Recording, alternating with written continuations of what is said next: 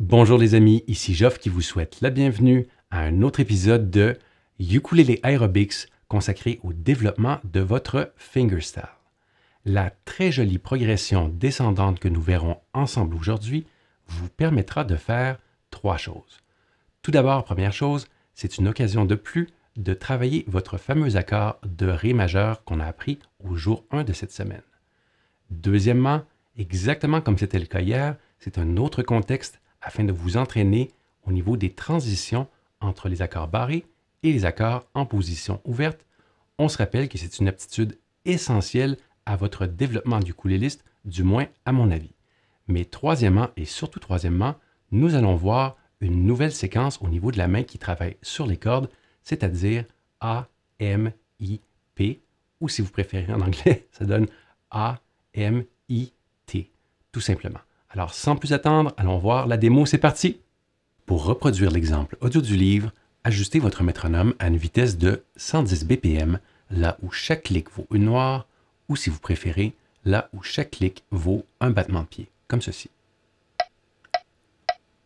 Pour ce qui est de la façon de compter, ça donne donc 1 et 2 et 3 et 4 et 1 et 2 et 3 et 4 et ainsi de suite.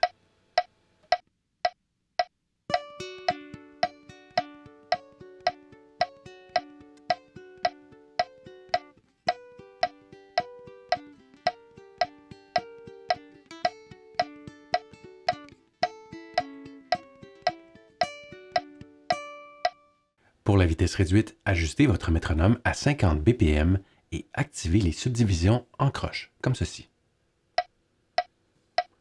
Pour ce qui est de la façon de compter, ça donne donc 1 et 2 et 3 et 4 et ainsi de suite.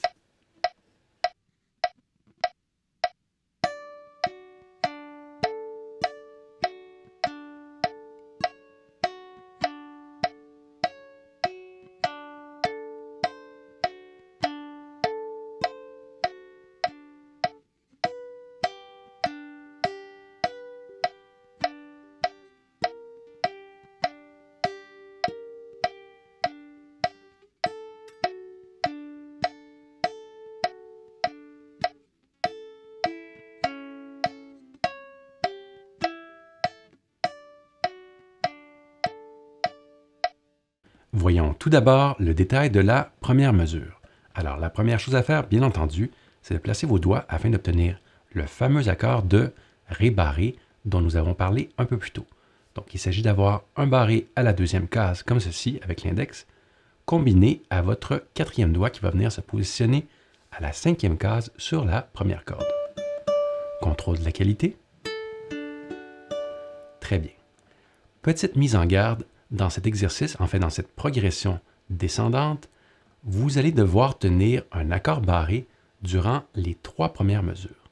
Alors, sachant ça, si jamais vos accords barrés ne sont pas encore tout à fait au point, que ce soit parce que vous êtes rouillé, ça peut faire un certain moment que vous avez joué, parce que vous êtes débutant, débutante, ou encore parce que la touche de votre ukulélé est trop haute, ce qui fait que vous avez besoin d'appuyer comme des malades afin d'obtenir un son, dans tous ces cas de figure, allez-y lentement, prenez des pauses quand ça commence à faire mal, massez votre main, secouez votre main, parce que le fait de jouer des accords barrés sur une durée prolongée, vous pourriez vous blesser, ce qui serait bien dommage. Alors je vous propose plutôt d'en faire un peu, peut-être 3, 4, 5 minutes, de prendre des pauses, votre signal qu'il est temps de prendre une pause et de faire peut-être des accords qui ne sont pas barrés ou autre chose, c'est quand ça commence à faire sérieusement mal, je vous invite à lâcher tout de suite et encore une fois à secouer votre main. Au besoin, faites un petit massage afin de rétablir le tout. Et si ça persiste la douleur, alors là, c'est le temps d'arrêter pour, je dirais, un bon moment. Donc, ceci étant dit, mise en garde faite, alors placez votre barré, placez votre petit doigt et on va venir maintenant placer la main qui est sur les cordes. Alors, c'est très simple. Chaque doigt a une corde, donc le pouce vient se placer sur la quatrième corde. Votre index se place pour sa part sur la troisième corde, votre majeur sur la deuxième corde et finalement votre annulaire sur la première corde. Donc, un doigt par corde, il n'y aura pas de bagarre, c'est comme ça. Au niveau de la séquence, on se rappelle que ça fait A, M, I, P. Donc, en tenant cet accord, je vous invite à faire A, M, I, P très lentement, comme ceci.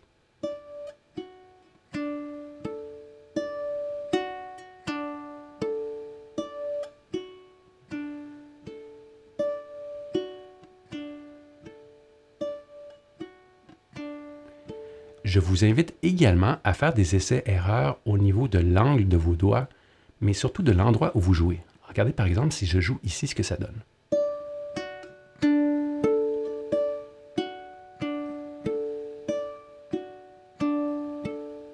Ça change quand même pas mal le son.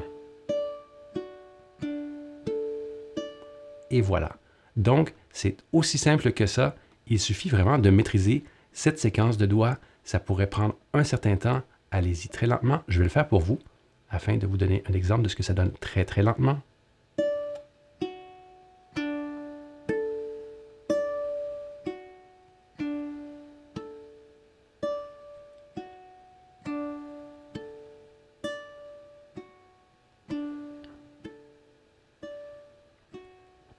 Voilà. Normalement, après cette durée, vous allez devoir faire ceci avec votre main. Ce qui est normal, après un certain temps, vous allez développer de l'endurance et la douleur disparaîtra, je vous le promets, mais seulement à condition de persister, bien entendu. Si vous prenez des semaines et des semaines de pause entre chaque fois, vous ne développerez jamais l'endurance dont vous avez besoin. OK, très bien. Alors, nous étions ici, c'est-à-dire avec l'accord de Ré, donc deuxième case pour l'index et le quatrième doigt s'en va sur la cinquième case. Pour le deuxième accord, c'est très simple. On vient tout simplement soulever votre petit doigt et vous pourriez au préalable avoir d'avance placé votre troisième doigt une case plus bas, c'est-à-dire à la quatrième case sur la première corde. Donc, la deuxième mesure, c'est de répéter deux fois la séquence, c'est-à-dire A, M, I, P, A, M, I, P, en tenant cette nouvelle position.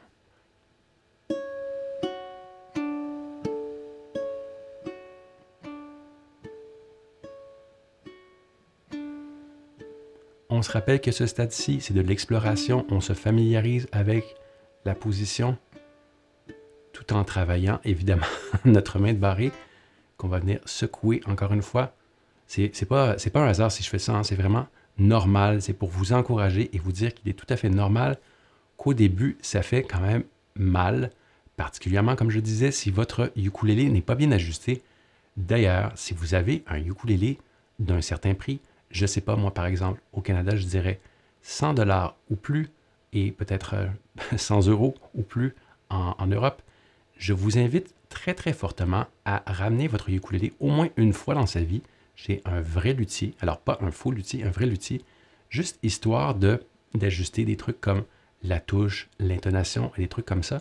Pourquoi? Parce que ça fait une différence énorme au niveau de votre plaisir à jouer de ukulélé, mais surtout parce qu'il faut se rappeler que les ukulélés, lorsqu'ils vous arrivent, normalement, ils arrivent par bateau, parfois par avion. Alors, ils ont été à l'usine et n'ont pas nécessairement été optimisés ou ajustés afin d'être agréables à jouer. Donc, je sais parfois, c'est le coût presque équivalent au prix même du ukulélé, mais ça vaut complètement la peine à partir du moment, bien entendu, où votre ukulélé n'est pas trop bas de gamme. Donc, dès qu'il a un certain prix, je vous invite à vous trouver un bon luthier. Au pire aller, vous pouvez faire la demande dans les groupes de ukulélé pour des recommandations de gens qui sont dans votre coin de pays. Donc, ceci étant dit, passons à la troisième mesure. Donc, on avait commencé, on se rappelle, sur l'accord de Ré. En soulevant le doigt, on se rappelle que ça, c'est un Ré majeur septième. Très bien, on va soulever encore le doigt afin de, cette fois-ci, utiliser notre majeur à la troisième case. Donc, ça va devenir un Ré septième. Deux fois encore une fois. Prenez tout votre temps, familiarisez-vous avec la séquence dans la main qui est sur les cordes. A, M, I, P. Si vous remarquez, je vais essayer de changer d'angle. Mes doigts ne bougent pas tant que ça, en fait, ni mon poignet. Je vais faire un zoom, tiens. Allez-y pour le mouvement minimum. Et au besoin, comme je viens tout juste de le faire, il est possible que vous ayez à réajuster votre barré si vous constatez, par exemple, que le son est un peu étouffé. Parce que au fil du temps, encore on va secouer la main, au fil du temps, à force de tenir la position, ça peut arriver que ça glisse, ce qui vient tout juste. Alors, c'était déjà tout planifié pour vous donner l'exemple. Très bien. Alors, récapitulatif, on part de l'accord de Ré, donc. Deux fois Ré majeur 7, deux fois Ré septième. OK, rendu ici, vous allez travailler votre transition avec des accords en position ouverte. Donc, ça va vous donner une petite pause à votre main qui est sur le manche. Donc, le secret, c'est de soulever les doigts et de venir se placer pour obtenir un accord de Sol. Oui, vous l'avez reconnu, c'est lui. Donc, si jamais votre main est tendue, alors, secouez-la davantage. Et ça vaut la peine, c'est un bon endroit, encore une fois, pour pratiquer simplement, sans jouer, sans stress, sans métronome, sans jugement, simplement à travailler la transition. Donc, on part d'ici et on va venir placer les doigts pour faire un accord de Sol. Alors, entraînez-vous, visualisez, programmez votre main et ça se peut qu'il y ait des erreurs, mais l'objectif ici de programmer la main et de faire ça de façon très détendue, c'est que ça ne soit pas stressant. Donc, ce qu'on ne veut pas voir, c'est quelque chose comme ceci.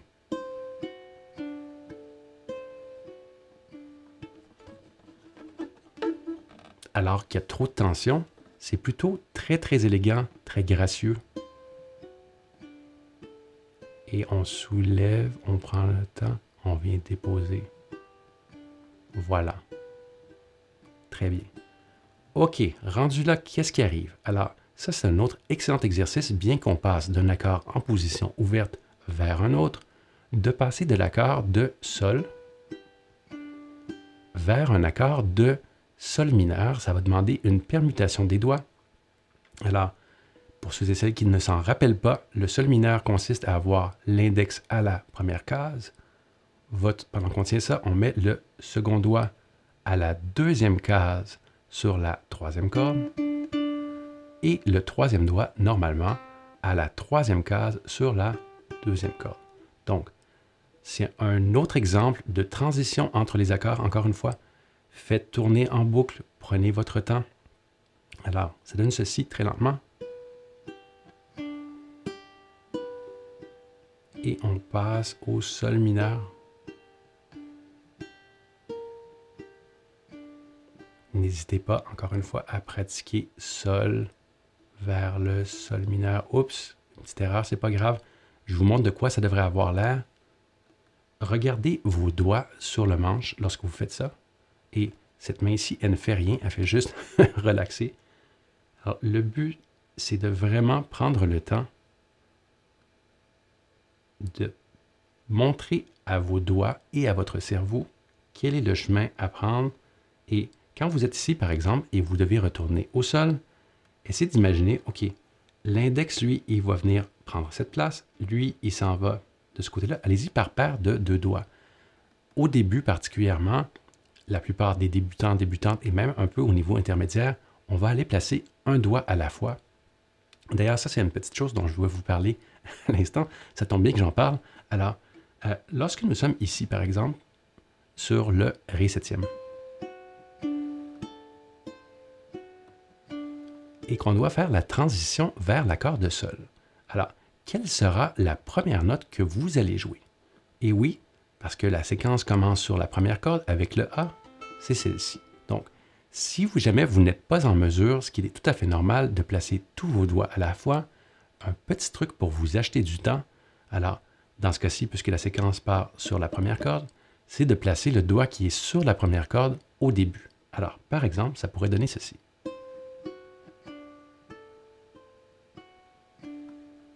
Et là, je viens tout simplement glisser mon doigt. J'étais ici. Ce qui me donne le temps de venir poser celui-là et puis finalement celui-ci. Encore une fois. Et je glisse. Lorsqu'on a des transitions et qu'on n'a pas beaucoup de temps et qu'on passe d'un barré à un accord en position ouverte et qu'on fait du finger picking ou du fingerstyle, c'est une bonne idée de regarder quels sont les petits trucs comme ça. Il en va de même ici, donc quelle est la première corde que je vais jouer? Eh bien oui, ça va être la première quand je vais passer sur le sol mineur. Donc, ça pourrait être judicieux de venir placer votre premier doigt en premier, ce qui vous achète un peu de temps pour placer votre troisième doigt. Je n'ai pas joué la bonne corde. On refait ça. Ça achète assez de temps pour venir jouer, placer le troisième doigt sur la deuxième corde, et encore un peu plus de temps pour placer votre deuxième doigt. Bon, ici, il n'y a pas de doigt placé, donc on la refait au ralenti. On place le premier doigt, le troisième. Bien entendu, si vous êtes en mesure de placer 2 voire 3 doigts à la fois, c'est beaucoup plus efficace et c'est recommandé, mais c'est des petits trucs qui, ma foi, ne sont pas désagréables. Par ailleurs, ça vaut également lorsque vous grattez ou vous égrenez les cordes. Alors, dans ce cas-là, la plupart du temps, on va partir par la quatrième corde. Donc, si jamais vous avez un peu de mal avec vos changements d'accord, un petit truc, essayez de positionner tout d'abord les doigts qui sont sur les cordes 4 ou 3. Enfin, les cordes les plus graves, j'aurais plutôt dire les cordes les plus près de votre visage, parce que comme on sait, le ukulélé est accordé de façon réentrante, ce qui fait que cette corde ici est plus aiguë que celle-ci. Enfin bref, revenons à nos moutons. Donc, nous étions rendus à sol mineur. Très bien. À partir de là, qu'est-ce qui arrive? Vous allez passer à un autre accord en position ouverte et j'ai nommé le Ré majeur. Donc, alors, encore une fois, ça vaut la peine de s'entraîner tout simplement à travailler les transitions. Donc, sol mineur vers Ré majeur. Alors, on se rappelle, on peut le voir là, ici, c'est quand même assez clair. Et il y a un pivot qui s'effectue au niveau du poignet pour le Ré majeur. Évidemment, on ouvre la porte ici. Pourquoi? Afin de permettre au doigt de prendre moins d'espace. Donc, allez-y lentement, si ce n'est pas déjà fait, si vous n'êtes pas déjà familier ou familière.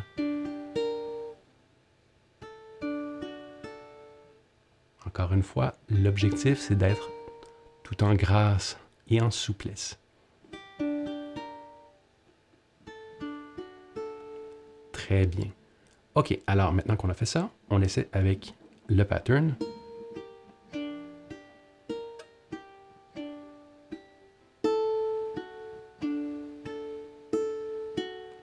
Ce qui est très bien ici, c'est que, bien entendu, comme on commence sur la première corde et dans le cas du Ré majeur, la première corde est à vide, eh bien, ça vous achète un peu de temps sans avoir besoin de placer un doigt quelconque. Donc, nous sommes rendus à Ré majeur. À ce stade, nous allons passer à l'accord de La majeur. Alors, encore une fois, entraînez-vous. Donc, Ré majeur vers La majeur. Alors, on se rappelle que La majeur, c'est deuxième doigt, deuxième case, quatrième corde, premier doigt, première case, troisième corde, et les deux autres cordes sont à vide. Donc, Ré majeur, qui était les cordes, la case numéro 2 sur les cordes 4, 3, 2. Et entraînez-vous. Alors, ici, c'est intéressant parce qu'on peut voir, je vais me reculer un peu, que vraiment, le pivot en question, on le défait afin de venir placer nos doigts sur le La majeur, comme ceci.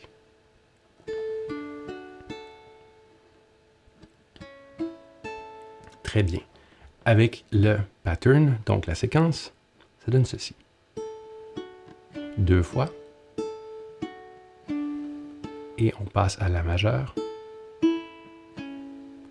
Mais cette fois-ci, exceptionnellement, nous n'allons faire qu'une seule séquence au niveau de la main qui travaille sur les cordes pour le La majeur.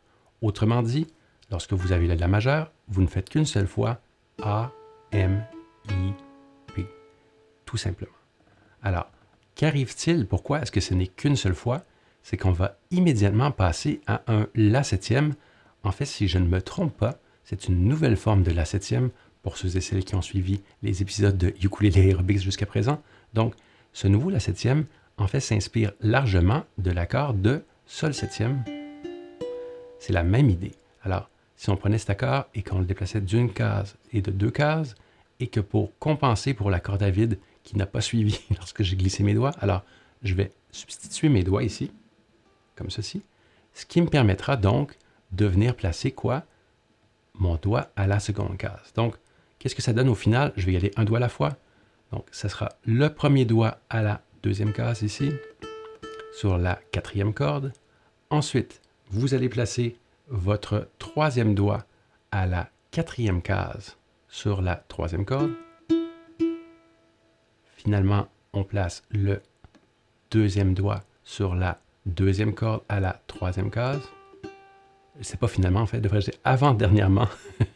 Et à la toute fin de ça, on va placer notre quatrième doigt sur la quatrième case à la première corde. Je sais, ça fait beaucoup, alors je répète. Premier doigt, deuxième case, quatrième corde. Tenez ça en place. Pendant que ça c'est en place, qu'est-ce qu'on fait? On vient placer notre troisième doigt à la quatrième case, troisième corde. Tout en tenant les deux premiers doigts en place, on va venir placer notre second doigt à la troisième case sur la deuxième corde. Donc, au final, ça donne ceci et ceci. Voilà. Et on va légèrement faire un pivot afin de venir placer le quatrième doigt derrière à la première corde, quatrième case. OK, donc, voici, ça donne ceci au final. Très bien. Alors, comment fera-t-on pour passer du La majeur vers cet accord de La septième? Le livre vous recommande, comme nous l'avons fait jusqu'à présent, d'utiliser la séquence de doigts à votre avantage. Donc, encore une fois, sans surprise, nous étions sur l'accord de La majeur ici. Ce qu'on va faire, c'est qu'on va venir placer le quatrième doigt en premier, ce qui va faire en sorte que ça va nous acheter un peu de temps pour placer ce doigt-ci, et puis celui-là. Et encore une fois, je vous invite à pratiquer sans main qui travaille sur les cordes, sans métronome, sans stress. Allez-y aussi lentement que vous voulez, en débutant sur l'accord de La. Donc, une seule séquence. On vient placer votre quatrième doigt, votre deuxième, votre troisième, et puis votre index. Donc, on vient vraiment placer les doigts juste à temps. Il est fort probable que vous allez devoir faire tourner cette séquence un certain temps, mais de grâce, ralentissez. C'est vraiment ça le secret, afin d'être hyper détendu, mais surtout, lorsque vous ralentissez, ça augmente les chances que vous l'ayez, ce qui envoie un message positif à votre cerveau et qui, et oui, vous l'avez deviné, protège votre motivation. encore cette motivation. Donc, on la refait une dernière fois. Et on vient déposer le quatrième doigt, le deuxième, troisième et l'index. On a presque terminé, donc une séquence pour chacun de ces accords. Donc, une séquence pour l'accord de La et une séquence pour l'accord de La septième. Une fois que vous êtes là, qu'est-ce que vous allez faire? Vous allez retourner pour la finale à notre fameux accord de Ré majeur barré. Alors, c'est pas trop mal parce que, comme vous pouvez voir, votre premier doigt est déjà à la deuxième case. Donc, vous venez étendre le doigt, vous soulevez les autres et vous venez tout simplement déposer votre quatrième doigt à la cinquième case sur la première corde. OK, alors on la reprend. Nous étions ici. Encore une fois, venez placer votre petit doigt au début, ce qui vous achètera le temps nécessaire pour faire le barré, puisqu'après tout, la première corde, c'est la première qu'on joue dans cette séquence qui est A, M, I, P. On la refait une dernière fois. Donc, on part de l'accord de la septième. On vient placer votre quatrième doigt et on dépose le barré. Tout simplement. Et ça se... en fait, j'oublie, c'est pas tout à fait vrai. Il manque une note, donc... Et voilà qui conclut le pas à pas. Allons-y pour le mot de la fin, c'est parti! En terminant, pour ceux et celles qui aiment bien ce style de jeu, mais qui trouvent que c'est peut-être un peu abusé de mettre tant d'accords barrés afin d'obtenir un joli résultat, eh bien, je vous recommande très chaudement le livre Arpeggio Meditations for Ukulele de Daniel Ward, car ce dernier vous permet de travailler le même genre de choses avec des accords en position ouverte, ce qui sera comme une vacance à la plage après vous être tapé cet exercice. D'ailleurs, parlant de ce livre, il y a un concept qui s'applique tout à fait à ce genre d'exercice, que vous le fassiez avec des barrés ou non. Daniel Ward vous recommande très chaudement, et je le fais de même, lorsque vous êtes familière avec la progression, c'est-à-dire que vous pouvez la jouer, vous n'avez pas besoin vraiment de regarder votre main. En fait, vous devriez faire exactement ça, c'est-à-dire fermez vos yeux afin de vous concentrer au niveau du son et au niveau du toucher, donc l'aspect tactile lorsqu'on ferme ses yeux et l'aspect auditif. On augmente la sensibilité, ce qui nous permet de faire des micro-ajustements et rend le tout nettement plus musical. Au début, mise en garde, ça fait peur, il risque d'y avoir des erreurs. Alors, encore une fois, allez-y hyper lentement. Donc, ça conclut cette leçon. J'espère que ça vous a plu. Si c'est le cas, je vous invite à cliquer sur le bouton like un peu plus bas et on se revoit demain pour la journée des gammes. Salut tout le monde, bye!